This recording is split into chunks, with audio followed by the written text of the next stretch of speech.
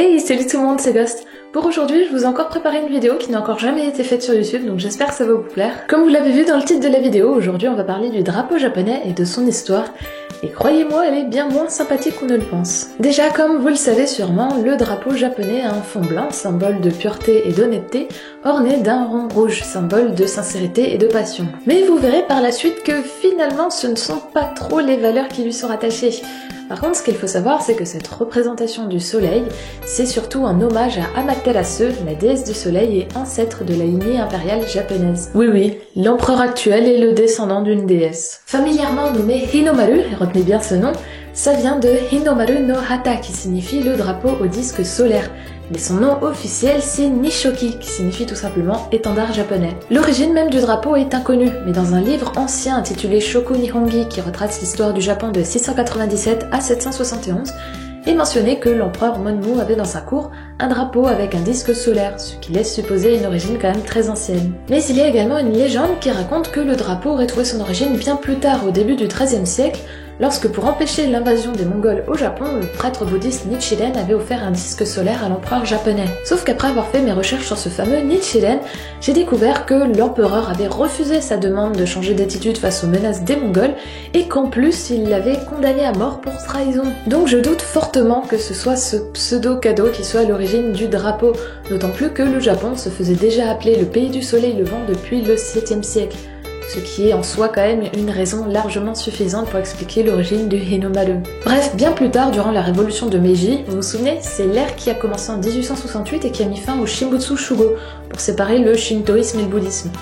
Si vous ne voyez pas de quoi je parle, ça veut dire que vous n'avez pas vu ma vidéo sur les omamori, alors si vous voulez pas mourir bête, on clique ici. Bon, du coup, comme la révolution de Meiji rendit les pouvoirs à l'empereur, et bien forcément le Hinomaru devint officieusement le drapeau national, puisqu'il symbolise, je le rappelle, Amaterasu, l'ancêtre des empereurs. Puis le 27 février 1870, le drapeau devint officiellement le pavillon des navires marchands, mais également celui de la marine le 27 octobre de la même année. Mais c'est seulement le 13 août 1999 que le Hinomaru devint le drapeau national officiel du Japon et que la chanson Kimigayo fut déclarée hymne national japonaise.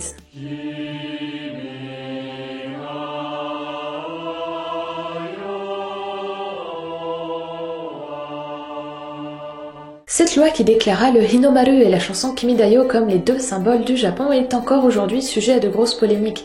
Mais avant de vous expliquer pourquoi, il est nécessaire de rappeler certains événements majeurs qui ont marqué l'histoire avec un grand H, à savoir les guerres. Il faut se rappeler que durant le 19e et le 20e siècle, le Japon s'est lancé dans une véritable conquête qui a déclenché plusieurs guerres.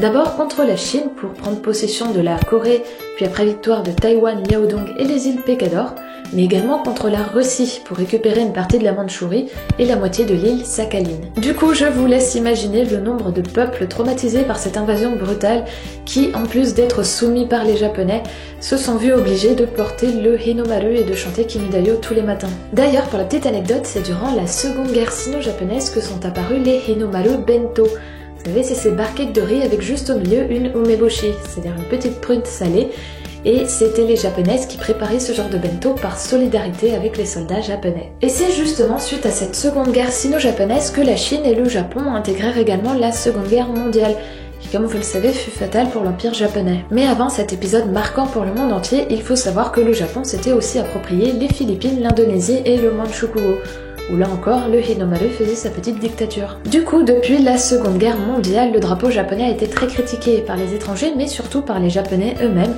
pour son association avec le passé militariste du pays. Et de même pour l'hymne national qui vénérait un empereur associé à la militarisation expansionniste de l'archipel et donc contraire aux valeurs du Japon de l'après-guerre. Et d'ailleurs, vu que toutes les guerres avaient été principalement maritimes, le pavillon de la marine impériale, qui est une variante du Hinomaru avec un disque solaire à 16 rayons, fut interdit par le traité de San Francisco. En même temps, le Japon avait traumatisé tellement de gens avec que plus personne ne voulait le revoir. Puis réintroduit comme drapeau des forces terrestres et navales de défense à partir du 30 juin 1954. Mais ce qui a également fait polémique quand le Hinomaru et la chanson Kimidayo furent décrétés symboles du Japon, c'est que la loi qui l'annonça fut littéralement imposée par le Parlement japonais. La raison est toute simple, avant que la loi ne soit imposée, le gouvernement avait quand même obligé les Japonais à hisser le drapeau et à chanter l'hymne national, et notamment dans les écoles. Mais comme de nombreux professeurs, parents et élèves s'y refusaient du fait de la mauvaise image de ces deux symboles, le gouvernement décida de menacer les professeurs d'être destitués de leurs fonctions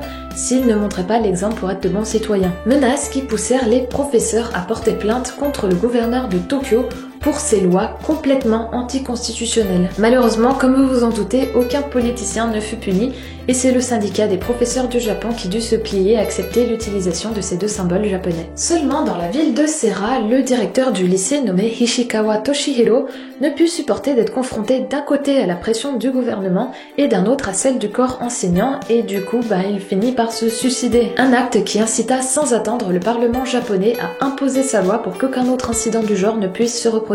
Depuis, le Hinomaru a plus ou moins pris sa place comme drapeau national, mais il est encore critiqué par certains journaux et partis politiques et reste surtout très mal vu par les anciennes colonies japonaises, mais aussi certaines régions du pays comme Okinawa, qui fut particulièrement marquée par la Seconde Guerre mondiale. Et pour finir cette vidéo de façon un peu plus sympa quand même, il faut savoir qu'à la base, le Hinomaru avait des dimensions de 7/10, que son disque solaire était légèrement sur le côté. Mais quand les JO de 1964 arrivèrent, le gouvernement japonais se rendit compte que le Hinomaru, il n'était pas si imposant quand il flottait à côté des autres drapeaux nationaux. Du coup, ils modifièrent légèrement le drapeau pour que ses dimensions passent à 2/3 et surtout que le disque solaire soit placé bien au milieu et dans un rouge bien cramoisi. Et voilà, j'espère que cette vidéo vous a plu et intéressé. Si c'est le cas, comme d'habitude, je compte sur vous pour mettre un petit pouce bleu, c'est vraiment très important.